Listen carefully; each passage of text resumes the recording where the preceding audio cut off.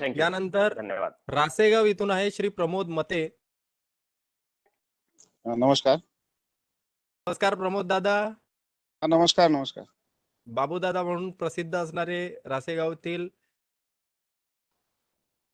युवा आहेत आणि अतिशय तडफदार आहेत. त्यांच्याबद्दल सुद्धा आपण शेळी पालन उद्योगाबद्दल ते माहिती देणार आहेत.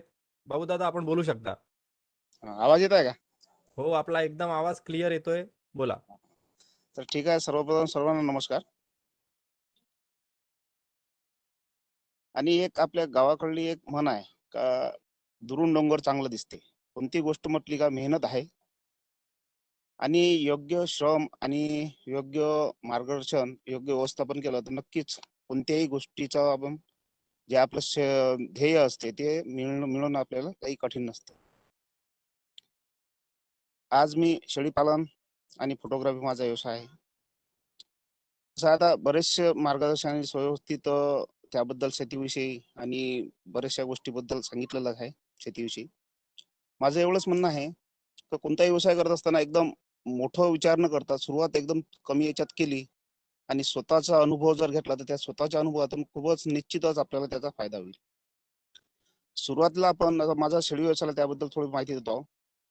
सुरुवातीला आपण 10 शेळी आणि एक जर नर घेतला तर तो जवळपास 15 ते 16 महिन्यात आपल्याला त्याचे 40 नवीन पिलं तयार होतील. आणि ईश्वरकर साहेबांनी सुद्धा सांगितलं का पावसाळ्याच्या अगोदर जर आपण त्याची विक्री केली तर नक्कीच आपल्याला त्याचा लाभ येईल. तसंच बोकळ्यांची सुद्धा त्यांनी माहिती दिली, ते सुद्धा बरोबर आहे. आणि शेळी पालन हे 2 प्रकारचे मोडतात, एक बंदिस्त आणि एक खुलं.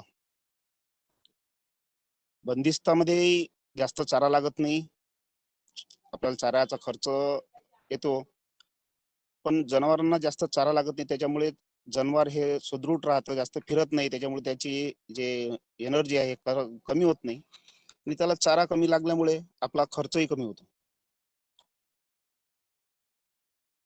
आणि त्यातला जो नर असते हा दर 3 वर्षांना आपल्याला बदलायचं हे आवश्यक असते. आता कोणताही व्यवसाय म्हटलं का रिक्स असतेच. रिक्स यासाठी का तर एखादा मर रोग येतो एखाद्या जनावरावर, कोणताही व्यवसाय म्हटलं तर रिक्स आहेच, प्रश्न नाही. त्यासाठी आपल्याला योग्य अशी एक सुविधा सुद्धा आपल्याला गव्हर्नमेंटने तयार करून दिलेली आहे आणि तो म्हणजे आपला इन्शुरन्स. इन्शुरन्स जर आपण घेतला, जवळपास 400 रुपयाचा इन्शुरन्स घेतला आपण एका शेळीवर, तर तो जवळपास 10,000 रुपये त्याचा आपला रिक्स कव्हर होते. एका जनावराचे 400 रुपये खर्च केला तर 10,000 रुपये त्याचा आपल्याला रिस्क कव्हर होते.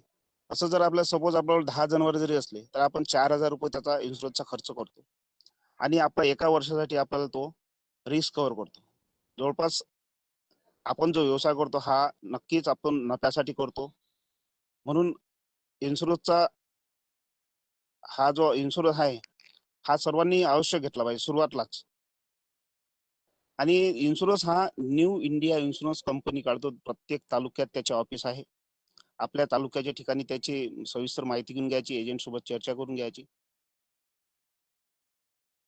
वर्षातून जनावराला 3 लसी आवश्यक आहेत.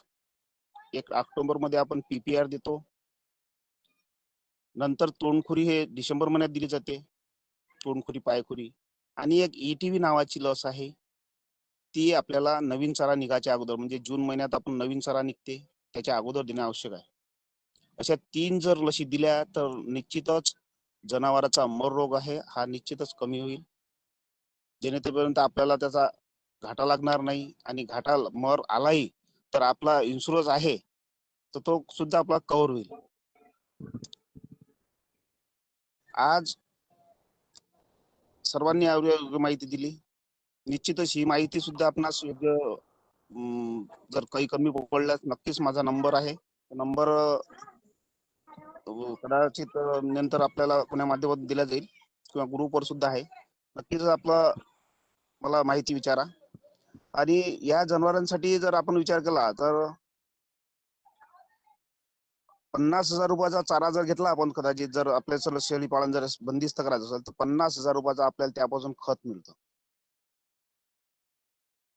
50,000 रुपयाचा चारा घेतला नक्कीच आपल्याला त्यापासून 50,000 रुपयात खत मिळतं आणि तो घाटा नफा आपला मायनस होतो. राहिलेला जेवढ्या काही शेळ्या राहतील हा आपला निव्वळ नफा आहे.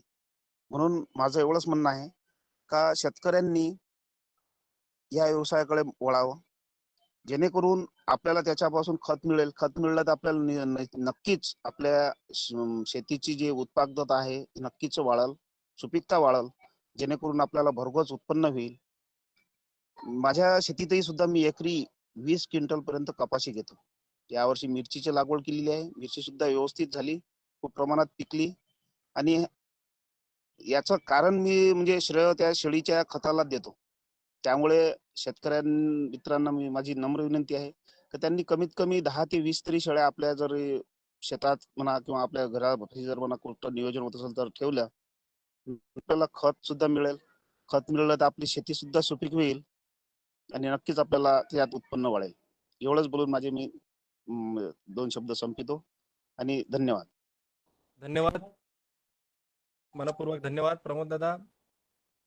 ज्यावेळेस समाजोत्सवचा कार्यक्रम होता त्याच्या वेळेस आपण आता जो फोटो बघितला त्याच वेळेस घेतलेला तो कार्यक्रमाच्या दरम्यान घेतलेला फोटो आहे. ज्यावेळेस आम्ही मनोगत रेकॉर्ड करायसाठी जायचो त्यावेळेस बाबूदादा कॅमेरा घेऊन त्या ठिकाणी 24 तास उपस्थित होते आणि आपण करत असणारे कार्य सुद्धा आम्ही जवळून बघितलेले आहेत. आपल्या भविष्यातील कार्यासाठी आणि संपूर्ण कार्यासाठी अनेक शुभेच्छा.